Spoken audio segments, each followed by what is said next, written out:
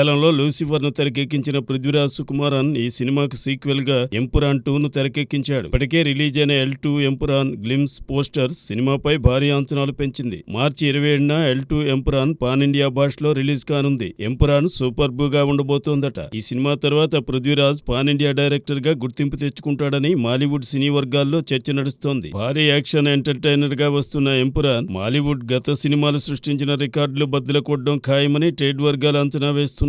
మరికొద్ది రోజుల్లో విడుదల కాబోతున్న ఎంపురాన్ సినిమాతో పృథ్వీరాజ్ సుకుమారన్ ఎలాంటి బ్లాక్ బస్టర్ అందుకుంటాడో చూడాలి.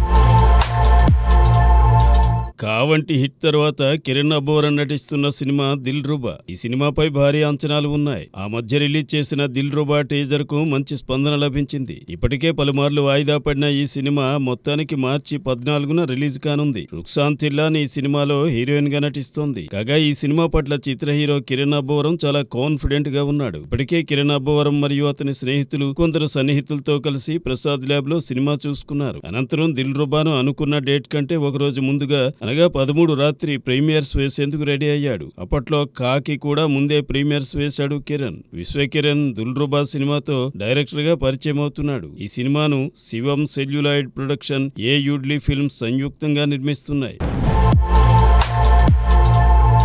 C16 పై అభిమానులు భారీ అంచనాలు పెట్టుకున్నారు. రామ్ చరణ్ ఈ సినిమాతో స్ట్రాంగ్ కంబ్యాక్ ఇవ్వాలని కసిగా వర్క్ చేస్తున్నాడు. ఈ సినిమాను వీలైనంత త్వరగా షూటింగ్ పూర్తి చేసేలా ప్లాన్ చేస్తున్నాడు. రానున్న ఆగస్టులోగా షూటింగ్ ఫినిష్ చేయాలని పక్కాగా షెడ్యూల్ ప్లాన్ చేశారట మేకర్. ఇటీవల ఈ చిత్ర షూటింగ్ కు కాస్త గ్యాప్ ఇచ్చిన యూనిట్ తిరిగి మరలా వర్క్ స్టార్ట్ చేశారు. హైదరాబాద్ లోని భూత్ బంగ్లాలో జరుగుతున్న షూట్ లో కన్నడ స్టార్ శివరాజ్ కుమార్ పాల్గొన్నారు. అలాగే ఈ షెడ్యూల్ లో చిత్ర హీరో రామ్ చరణ్, హీరోయిన్ జాన్వీ కపూర్ తో పాటు సీనియర్ నటులపై సీన్స్ షూట్ చేస్తున్నారు. సినిమాలోని కీలకమైన క్రికెట్ మ్యాచ్ కు సంబంధించిన షాట్స్, పలు యాక్షన్ సీన్స్ తో పాటు ప్రైజ్ డిస్ట్రిబ్యూషన్ వంటి ఎపిసోడ్స్ షూట్ చేస్తున్నాడు దర్శకుడు బుచ్చిబాబు. AR రెహమాన్ సంగీతం అందిస్తున్న ఈ సినిమాను మైత్రి మూవీస్ తో పాటు వృద్ధి సినిమాస్ బ్యానర్ సంయుక్తంగా నిర్మిస్తున్నాయి.